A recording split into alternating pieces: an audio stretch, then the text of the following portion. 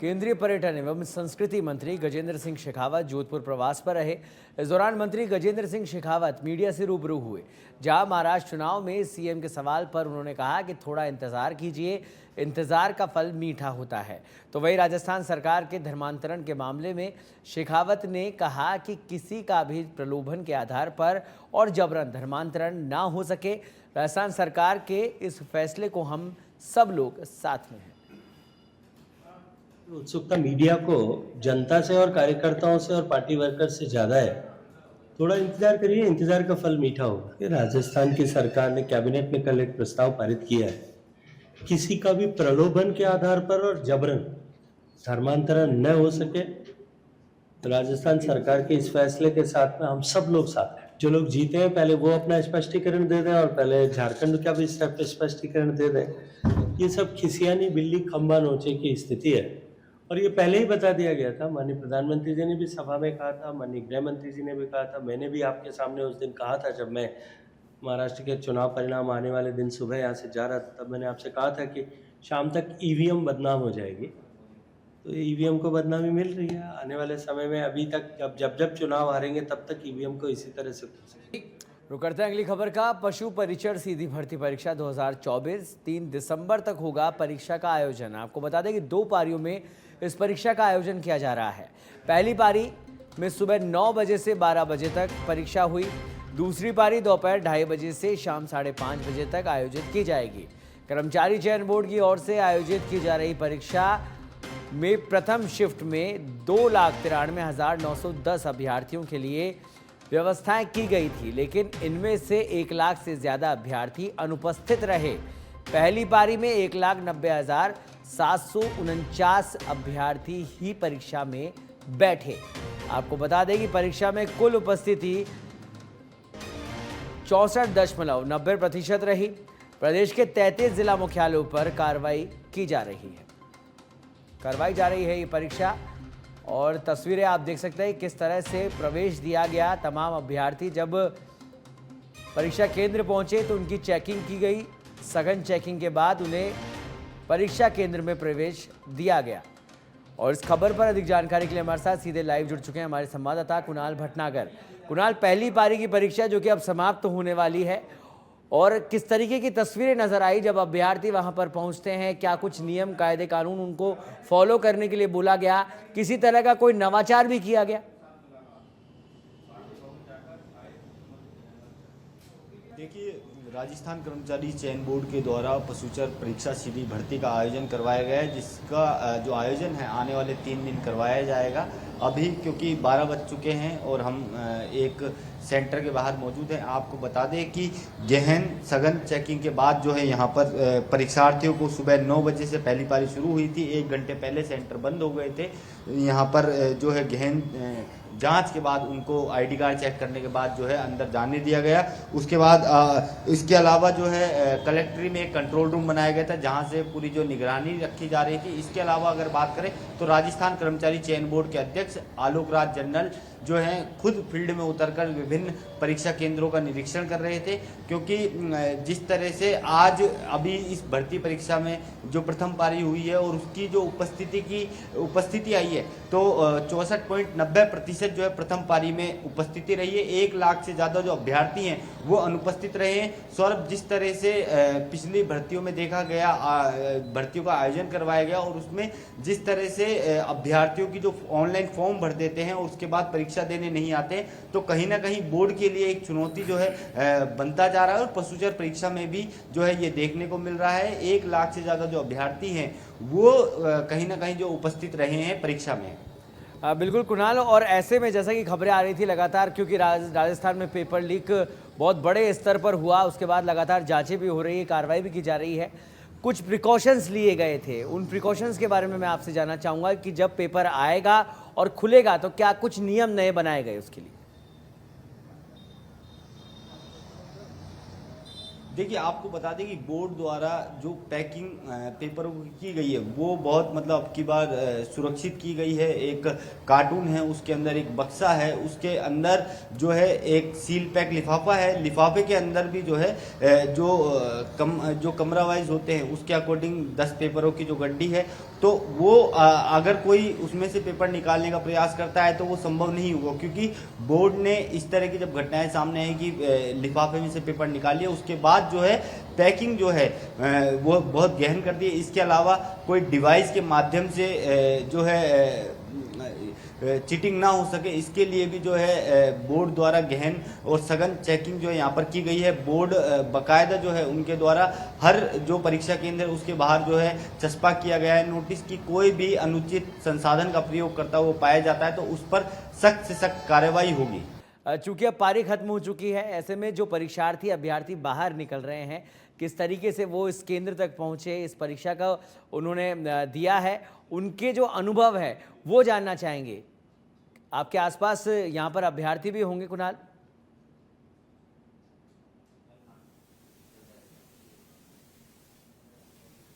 बाहर आ चुके हैं और जिस तरह से इस भर्ती परीक्षा को लेकर जो है तैयारियां बोर्ड द्वारा की गई थी वो भी मतलब दुरुस्त थी। उसको देखते हुए अब क्योंकि पहली पारी खत्म हो चुकी है और उसके मद्देनजर जो अभ्यर्थी हैं वो यहाँ पर परीक्षा केंद्र से निकलते हुए नजर आ रहे हैं और 2:30 बजे अब से 2:30 बजे जो है दूसरी पारी शुरू होगी और 1 घंटे पहले जो एंट्री बंद हो जाएगी। उससे पहले क्योंकि राजस्थान के विभिन्न जगहों से जो है अभ्यर्थी यहाँ पर पेपर देने आए हुए हैं सौरभ, तो हम बात भी करने का प्रयास करेंगे यहाँ पर अभ्यर्थियों से कि कहाँ से आए हैं और किस तरह का जो उनका अनुभव है वो यहाँ पर रहा है। मैं यहाँ पर बात करना चाहूँगा। भाई साहब, परीक्षा दी आपने? बिल्कुल दिया। दिए?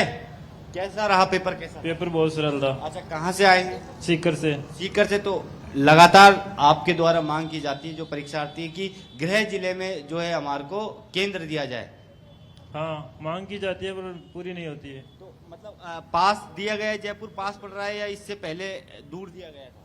नहीं, जयपुर नजदीक है वैसे तो सीकर से नजदीक है। हाँ, ठीक है। तो आप देख सकते हैं जो सीकर से जो परीक्षार्थी हैं वो यहाँ पर परीक्षा देने के लिए आए हैं, क्योंकि लगातार जो है युवाओं के द्वारा। कैसा रहा पेपर? अच्छा रहा। जीके, राजस्थान जीके कैसी आई? ठीक था। मतलब ये कहा जाता है कि राजस्थान जीके का जो वेटेज है वो कम रहता है, अब की बार ठीक थी राजस्थान जीके? ठीक था। ठीक थी। क्योंकि सौरभ, एक चीज जो लगातार जो है उठ रही थी कि जो कर्मचारी चयन बोर्ड की परीक्षा है उसमें राजस्थान जीके के जो सवाल हैं वो काफ़ी कम जो है पूछे जाते हैं, और क्योंकि कई अभ्यर्थी को, क्योंकि बोर्ड का प्रयास ये रहा कि जो अभ्यर्थी हैं उनको गृह जिला ही आवंटित किया जाए या फिर गृह जिले के जो नजदीकी क्षेत्र है वहां पर जब इस तरह की परीक्षाएं आयोजित होती है और अभ्यर्थियों की जब हम बात कर रहे हैं वो जब अपने गृह जिले को छोड़ के किसी दूसरे जिले में जाकर परीक्षा देते हैं तो एक खासी परेशानी जो महिला अभ्यर्थी है उनको भी झेलनी पड़ती है। तो आपके यहाँ आसपास महिला अभ्यर्थी भी होंगी, उनके किस तरह के अनुभव रहे जब वो परीक्षा केंद्र यहाँ पर पहुंची, किस तरह से वो परीक्षा केंद्र तक पहुंची और अंदर किस तरह के अनुभव रहे, क्या कुछ कार्रवाई हुई, उनके क्या कुछ अनुभव रहे, वो जानना चाहेंगे। कुणाल, आपके आसपास महिला अभ्यर्थी भी होंगी।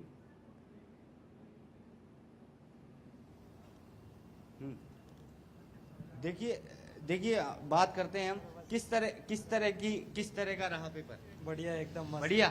अच्छा, चेकिंग किस तरह से चेकिंग हुई? अंदर आप गए तो किस तरह से हुआ? मतलब कोई गहन चेकिंग हुई? किस तरह से? नॉर्मल चेकिंग है। Normal checking. तो देखिए सौरभ, नॉर्मल चेकिंग जो है यहाँ पर अभ्यर्थियों की हुई है, क्योंकि जिस तरह से यहाँ पर पहले ही एडवाइजरी जारी कर दी गई थी कि जो अभ्यर्थी हैं वो क्योंकि बाहर इनका जो सामान है वो जमा हो जाता है, तो परीक्षा केंद्र के अंदर जो है चेकिंग के बाद जो है ये परीक्षा दी और किसी भी तरह की जो समस्या का है वो इनको सामना नहीं करना पड़ा। इसके अलावा जो है यहाँ पर केंद्र जो बनाए गए थे उसमें उनके लिए जो है कलेक्ट्रेट में एक सेंटर बनाया गया था। अगर कोई समस्या होती है तो उस सेंटर से जो है वो संपर्क कर सकते हैं। सौरभ, ठीक है, इस बार किस तरह की मॉनिटरिंग देखने को मिली कुणाल? जो तमाम परीक्षा केंद्र बनाए गए, किस तरह की मॉनिटरिंग, किस तरह से सुरक्षा, और जो परीक्षार्थी वहां पर पहुंच रहे थे तो किस तरह से सघन जांच हुई, उसके बारे में क्या कुछ जानकारी? देखिए, आपको बता दें कि बोर्ड द्वारा, क्योंकि इस भर्ती परीक्षा का जो आयोजन है 33 जिला मुख्यालयों पर करवाया जा रहा है। 17 लाख से ज़्यादा जो अभ्यर्थी हैं वो इस परीक्षा में जो है बैठेंगे। सबसे ज़्यादा जो अभ्यर्थी हैं जयपुर में बैठेंगे। यहाँ पर 130 परीक्षा केंद्रों पर परीक्षा का आयोजन करवाया जा रहा है। इसके अलावा 900 से ज़्यादा जो परीक्षा केंद्र हैं वो 33 जिलों में बनाए गए हैं।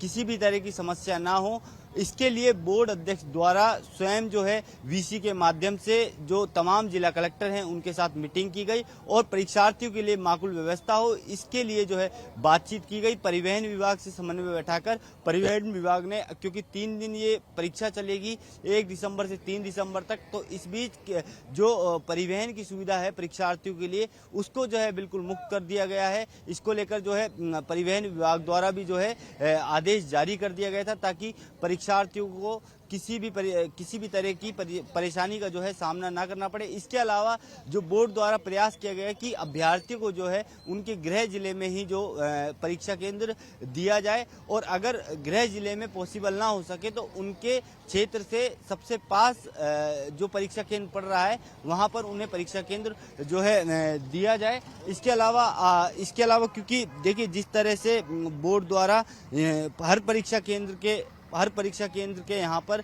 बकायदा नोटिस लगाया जाता है कि किसी भी तरह के अनुचित साधनों का उपयोग ना करें और बकायदा चेतावनी यहाँ पर दी जाती है कि क्योंकि देखा गया है कि कई बार जो अभ्यर्थी है ब्लूटूथ के साथ पकड़ा जाता है, तो यहाँ पर जो कर्मचारी चयन बोर्ड का जो नोटिस है वो यहाँ पर बिल्कुल चस्पा किया गया है। किसी भी अभ्यर्थी के पास अगर इस तरह की कोई सामग्री मिलती है तो उस पर जो है अनुशासनात्मक कार्यवाही जो है यहाँ पर बोर्ड द्वारा की जाएगी। इसके अलावा बता दें कि अगर हम जिला स्तर की बात करें तो यहाँ पर जिला कलेक्ट्रेट में एक रूम बनाया गया है जिसमें मॉनिटरिंग की जा रही है और अगर कोई भी समस्या होती है तो एक टोल फ्री नंबर वहां पर दिया गया है, आप उस पर फोन करके जो है अपनी समस्या बता सकते हैं। इसके अलावा राजस्थान कर्मचारी चयन बोर्ड के अध्यक्ष आलोक राज वो स्वयं फील्ड में उतरे हुए हैं और विभिन्न जो परीक्षा केंद्र हैं उनका दौरा कर रहे हैं। सौरभ, ठीक है, चलिए बहुत बहुत धन्यवाद कुणाल इस तमाम जानकारी को साझा करने के लिए।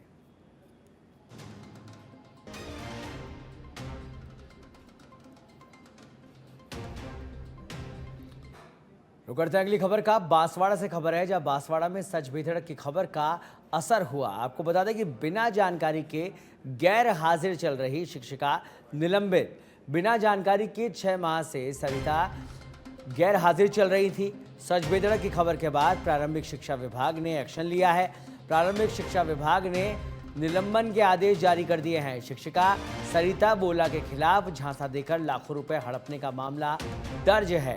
सच बेधड़क ने प्रमुखता से इस खबर को दिखाया था। शिक्षिका के खिलाफ कोर्ट ने गिरफ्तारी वारंट जारी किया है।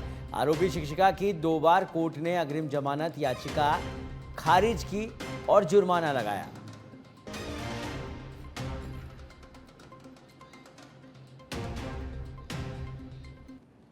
भीलवाड़ा के मांडल से खबर है जहां मेजा गांव में विवाहिता ने लगाई फांसी। सूचना मिलने पर पुलिस मौके पर पहुंची।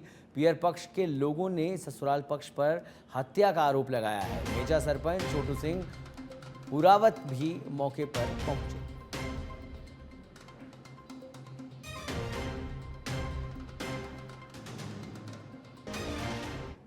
बालोतरा जिले के समदड़ी कस्बे के कांकराला रोड पर अज्ञात वाहन की टक्कर से काला हिरण गंभीर रूप से घायल हो गया, जहां हादसे के बाद आवारा श्वानों ने हिरण पर हमला बोल दिया।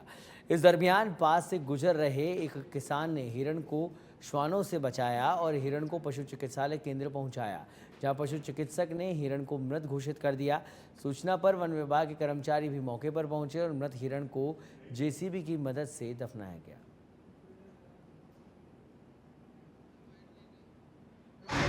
वन रक्षक है, मैं समदड़ी पे नाके पे हूँ और ये काला हिरण ग्रामीणों ने जानकारी दी, यहाँ गौशाला में लेके आए और मैं आई तब तक ये ख़त्म हो गया है और मेरे को 10-15 मिनट पहले ही ये सूचना मिली।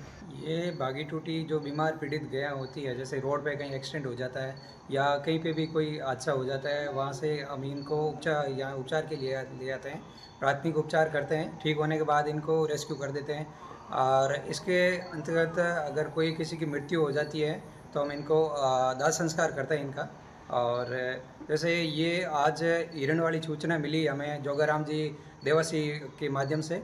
इन्होंने हमें बताया कि यहाँ पे काकराल रोड पे कोई हिरण है जो एक्सीडेंट की तरह लग रहा है और आप यहाँ आओ। तो हमारी टीम के कुछ युवा वहाँ पहुँचे और वहाँ देखा कि इसकी स्थिति बहुत गंभीर है।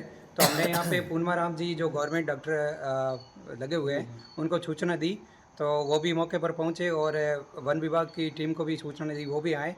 पर इनके पहुँचने तक हिरण दम तोड़ चुका था। तो ऐसे केस हमारे पास कई बार आते हैं, गायों के, हिरणों के, बंदरों के कई केस आते हैं। पर हमारा जो काम है कि जो बेसहारा है, आवारा है, जैसे जिनका कोई धनी धोरी नहीं होता, उनका हम प्राथमिक उपचार करते हैं निःशुल्क। और अब बीकानेर के लूणकरणसर से बड़ी खबर, जहां ट्रेनिंग पूरी होने से 2 दिन पहले अग्निवीर की मौत हुई है। आपको बता दें, ट्रेनिंग के दौरान ब्रेन हेमरेज से अग्निवीर का निधन हुआ। अग्निवीर शंकर दास का पार्थिव शरीर गांव पहुंचा है। राजासर उर्फ करनीसर गांव में अग्निवीर की अंत्येष्टि होगी। कोटा जिले की रामगंज मंडी क्षेत्र से निकल रही दिल्ली मुंबई एक्सप्रेस पर निर्माणाधीन टनल में भूस्खलन हो गया, जिसके चलते 4 मजदूर मिट्टी में के मलबे में दब गए। जानकारी के मुताबिक मजदूर ब्रीफिंग का कार्य कर रहे हैं। वहीं मजदूरों के मिट्टी में दबने से मौके पर अफरा तफरी मच गई। मौके पर मौजूद अन्य मजदूरों ने दबे मजदूरों को बाहर निकाला और घायल मजदूरों को अस्पताल में भर्ती करवाया, जहां एक मजदूर की मौत हो गई, जबकि 3 मजदूरों को गंभीर हालत में कोटा रेफर किया गया है। घटना की सूचना पर पुलिस और NHI अधिकारी मौके पर पहुंचे। श्रीगंगानगर पदमपुर से खबर है, जहां पुलिस की नशे के खिलाफ कार्रवाई। पुलिस ने 2 नशा तस्करों को गिरफ्तार किया है। नशा तस्करों से 2400 नशीले कैप्सूल बरामद किए गए हैं। कार्रवाई के दौरान एक बाइक भी पुलिस ने जब्त की है। SP गौरव यादव के निर्देशन पर यह कार्रवाई हुई।